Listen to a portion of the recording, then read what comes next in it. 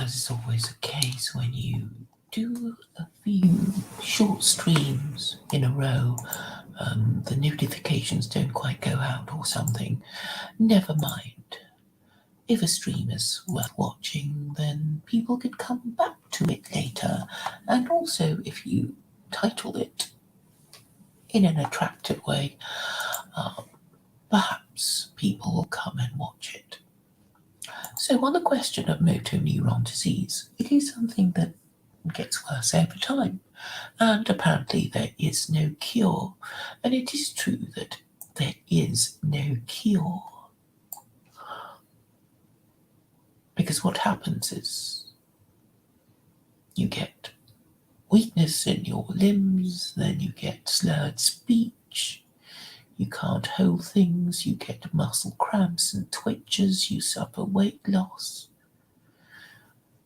and you suffer difficulty stopping yourself from crying or laughing in inappropriate situations. This is all very sad. Stephen Hawking suffered from it. But it mainly affects people in their 60s and 70s, but it can affect adults of all ages. It is. It's also called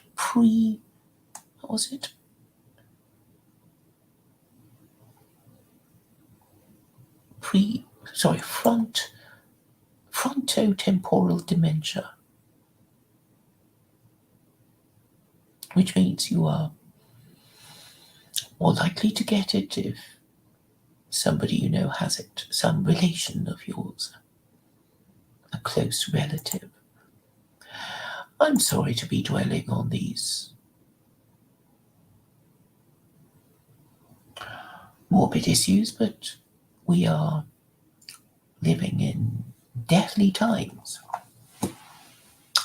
Now, it's very strange. I see Yo Mama in the chat, but the counter is still saying 0.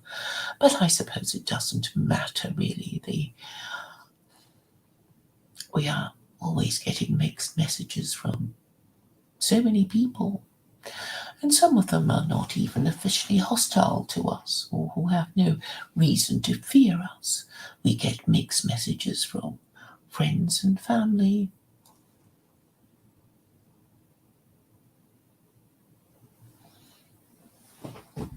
Seniors and people in positions of authority. This is part of the Tower of Babel that we find ourselves on, and that is why I try to speak clearly using grammatical English as far as I understand it, and I try not to take too long about it. I don't need to show how clever I am by using long words in long sentences, talking about things you don't understand. In fact, all my mental power seems to be directed at making my very simple message understandable to the morons and vegetables in the chat. So hello, sunshine and rainbows. I don't think I know you, but it is gratifying to see that I have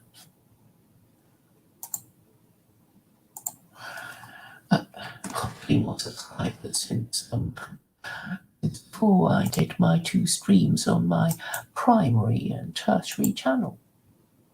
So if you're interested in motor neuron disease, I will post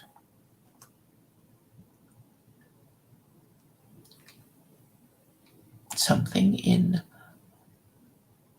I will link you to the NHS website on motor neuron disease. Now, I don't think the morons and vegetables in the chat are completely stupid, but because they are low status people, which is why they suffer most, low status people have a tendency to pretend that they haven't understood or haven't heard. This is what waiters do to you, isn't it?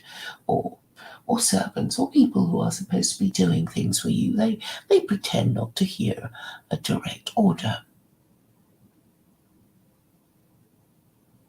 Of course, they make sure that they that they have a credible excuse for not hearing you or not seeing you.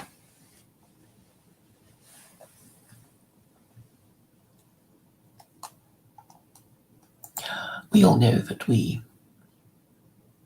tend to ignore things that we don't quite know what to do with. We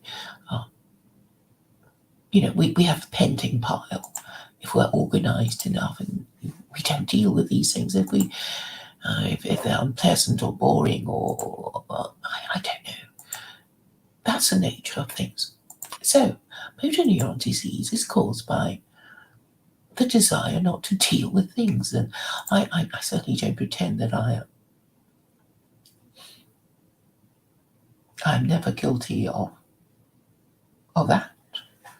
We all put off things we would rather not do, and we put off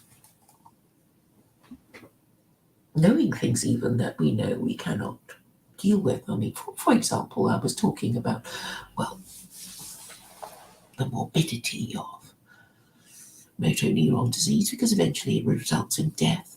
There's a little thumbnail that may be of interest to you. I could send that to you. But basically, it's a condition of increasing weakness and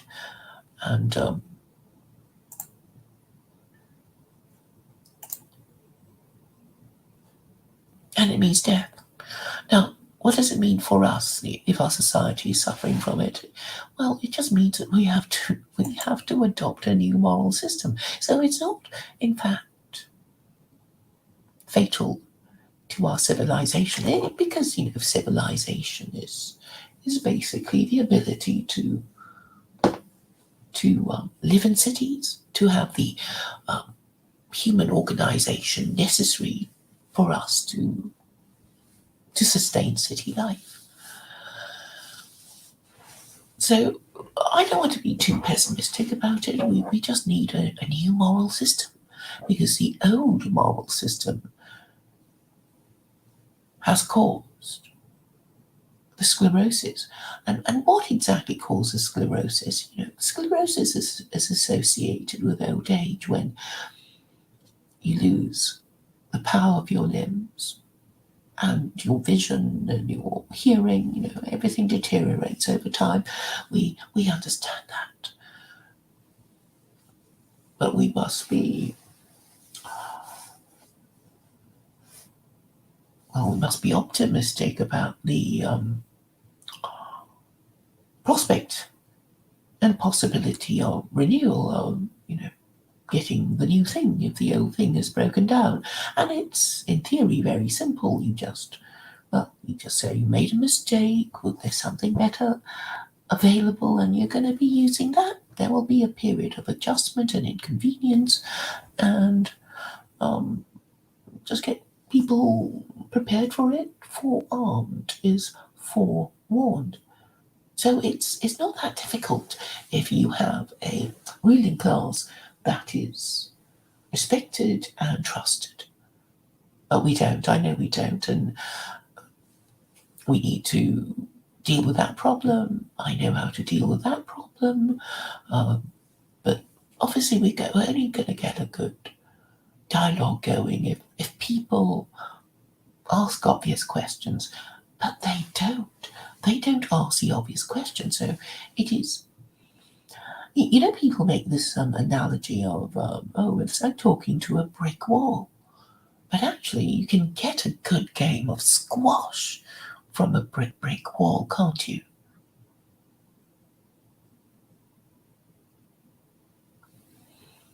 And there are people who actually don't want to engage, people who don't want to face the truth, people who would rather remain in denial until they are dead. I'm afraid I know a lot of people like that, and they're not necessarily people who are hostile to me, because I know of them who who've been on the same side politically, they just can't. They can't come along with me on the difficult terrain, I suppose. If we are called, if we are by any stretch of the imagination called fellow travellers, then there comes a point when your fellow traveller will say, oh, that journey is too difficult for me. I don't think I can scale that mountain. I am going in another direction, something like that. Now, thank you, Sunshine Rainbows. You are new, and you are very welcome, because you see what I'm trying to say about moral dementia. You see, I try to start conversations with, what do you think morality is for? What do you think religion is for? And all I do is draw a blank, and that was why I was complaining that talking to people, to some people, even though they're supposed to be on the same side, even though they're supposed to care about their country and want to govern in the national interest, they can't come with me. They can't bridge that intellectual gap between accepting that there's something wrong with their politics and religion and doing something about it. And I suppose the problem is out of status. They don't expect, no, they don't accept that I have the requisite status to tell them anything, because, well, I'm not white, I'm not male. But I rather wonder that if I fulfilled all the categories of being white and male and having been active in politics, whether I would be that much more successful. I don't think so. I know, from years of observation, I know how treacherous they are to each other, and that is obviously a problem for them, that they, even without me around, cannot unite to the requisite level of male cooperation to get anything done. They hate each other and basically fight like ferrets in a sack.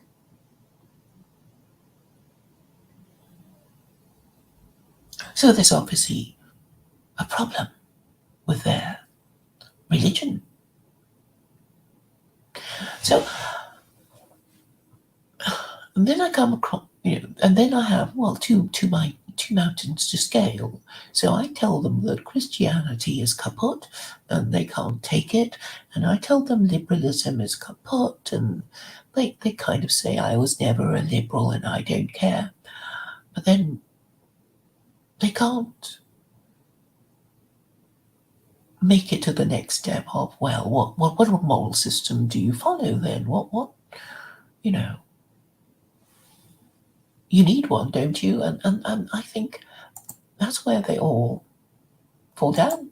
They don't get it, that they need a moral system. Though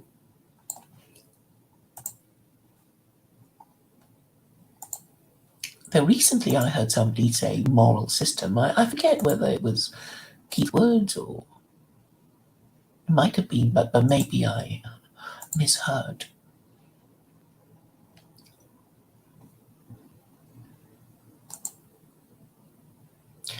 A moral system is basically a system of rules, an identifiable system of rules that you would call, that would have a name. It can't be your private beliefs and your wish list of things to happen and whatever. It has to be, it's got to be something like communism, you know,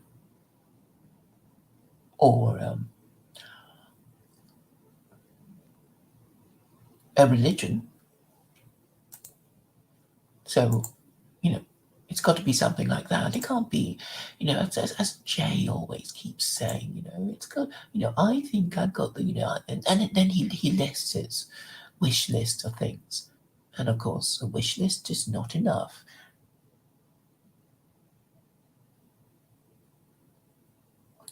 Okay, I've got a good question from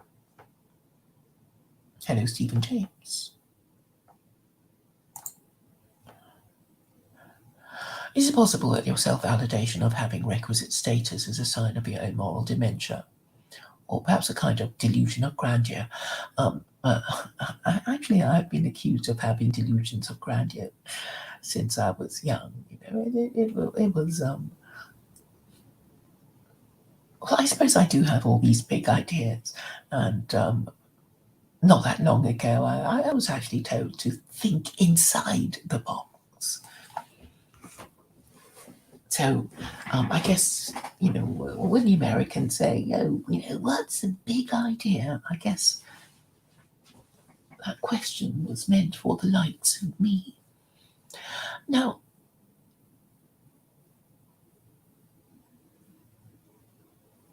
I think I have won all the arguments.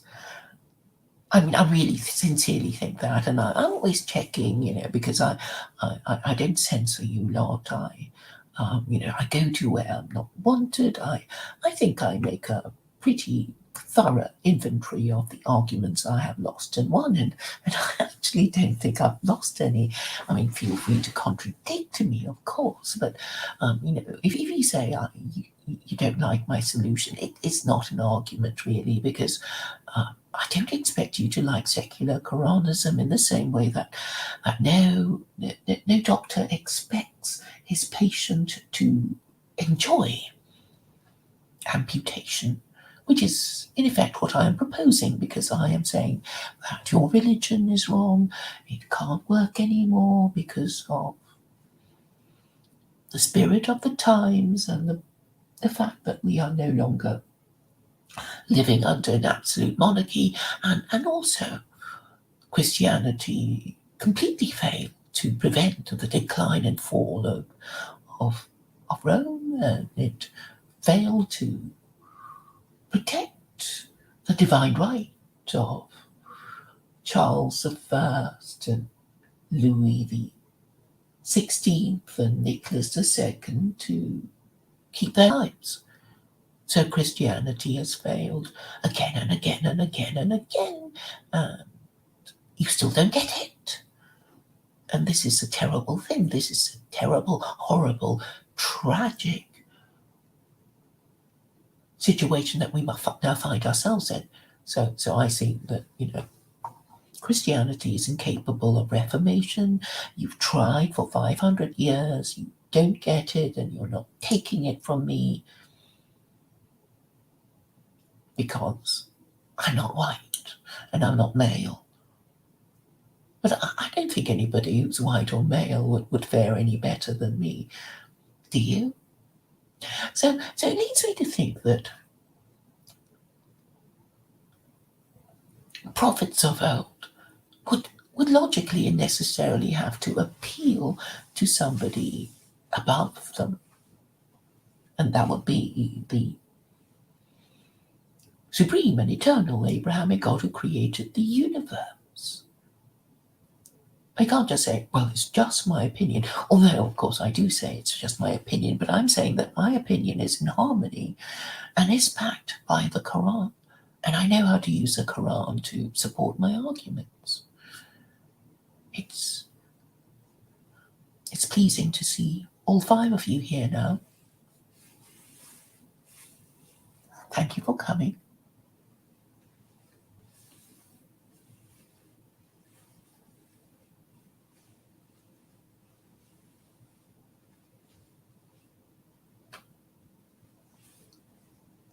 So Sunshine Rainbows, you say that no, it's not delusions of grandeur since childhood.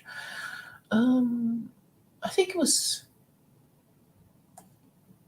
I think I was in my teens when I was first accused of having delusions of grandeur, because I would just say, with any political problem, well, they should do this and they should do that, and of course, this was regarded as outrageous by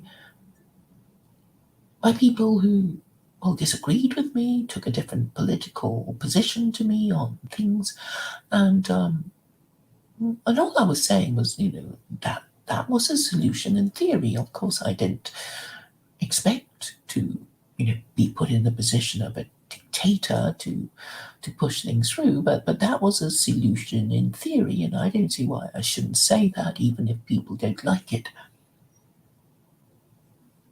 So I don't think any of my solutions are theoretically incorrect or even impractical if ever implemented. I mean, I think my diagnosis is correct. Nobody has.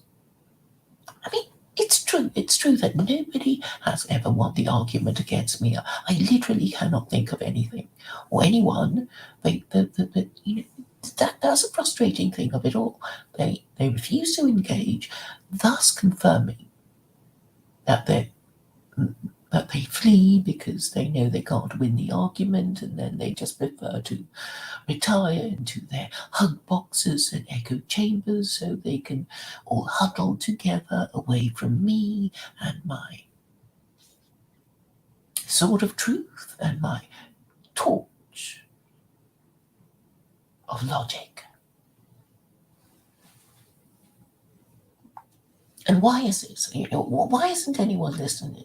I think it's because they're all afraid.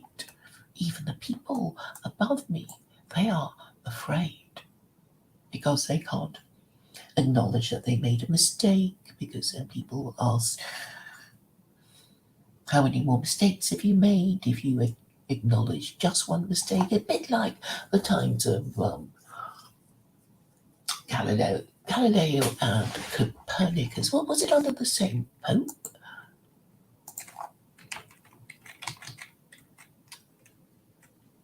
But the reason why they couldn't bring themselves to acknowledge the truth of the findings of these two astronomers, that the Earth went round the sun rather than the other way around, was that they feared the consequences of admitting even one mistake. But anyway, they were made to acknowledge their mistake.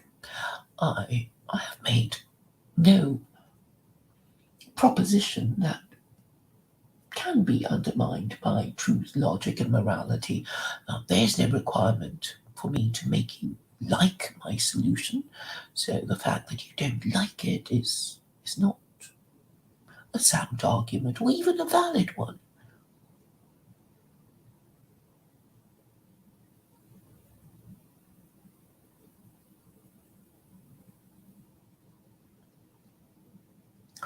So I do wonder if I could claim a higher status by claiming to have some supernatural moral authority, divine authority, in fact. It's something I invite you to consider, because if enough people believed in it, then it would be good enough to serve our purposes. So what I find is that people they half get what I say, and then they don't want to put it together. So it's sort of knowing that 2 and 2 make 4, but refusing to write out that sum. There's a lot of neurotic foot dragging and looking away and closing of eyes or closing one eye. And it's because of the enormity of the task ahead. But I wish to assure everyone that it can all be done if you will only discuss it.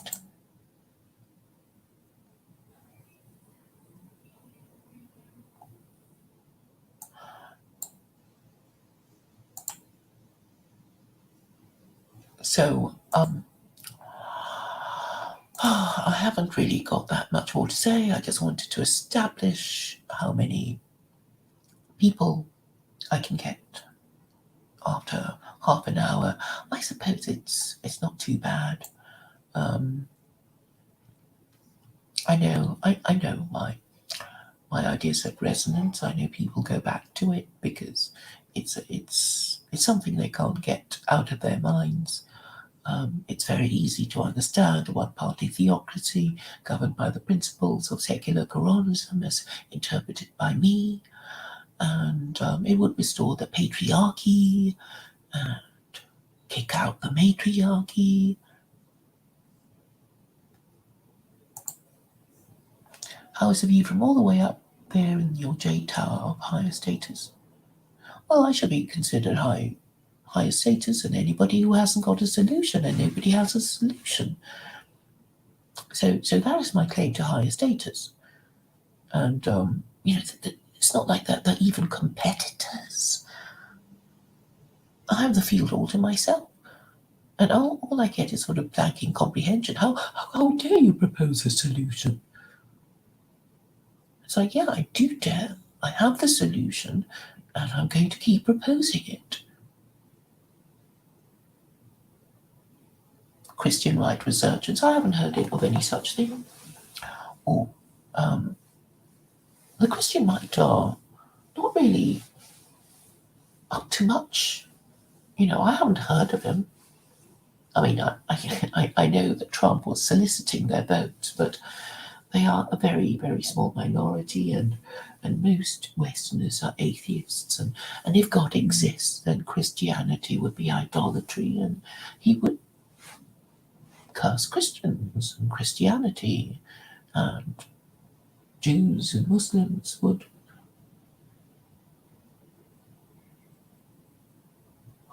agree with my diagnosis.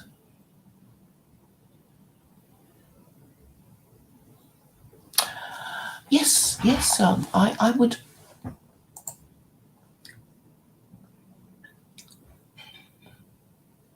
I would agree that what would be higher status than what I currently am is if my solution were adopted and it was successful.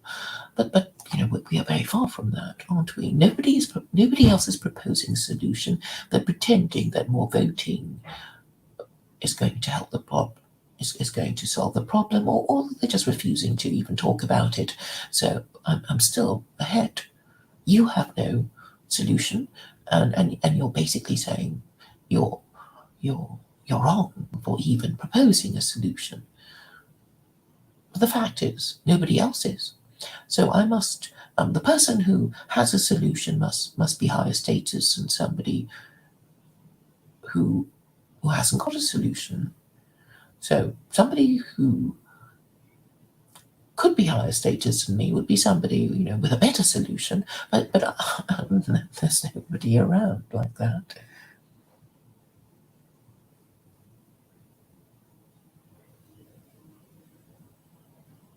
Tertiary solutions on my tertiary YouTube channel. Well, higher education is called tertiary education, don't you know?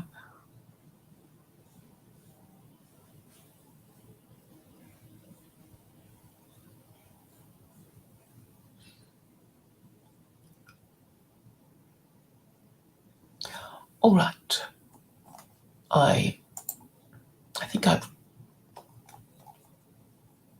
talked about the disease for long enough, and obviously I'm Dr. Claire with my solution of secular Quranism. I've gathered people to me. Hopefully you'll tell the others to come here, because there's no point in telling them to go to Odyssey.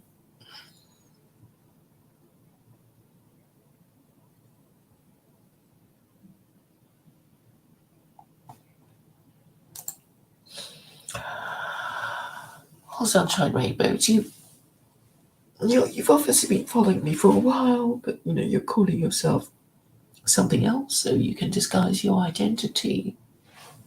And somebody who won't give his real name is lower status than somebody who is identifiable.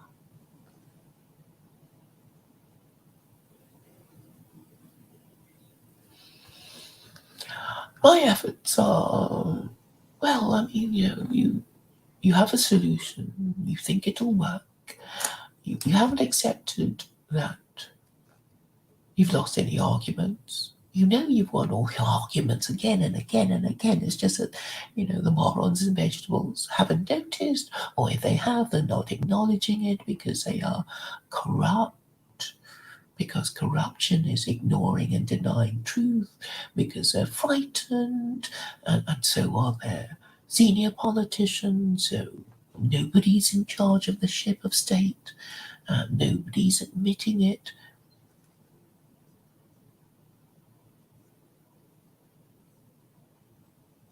So I think half an hour is probably enough for me to be talking to you. Thank you all for coming, and please tell the others.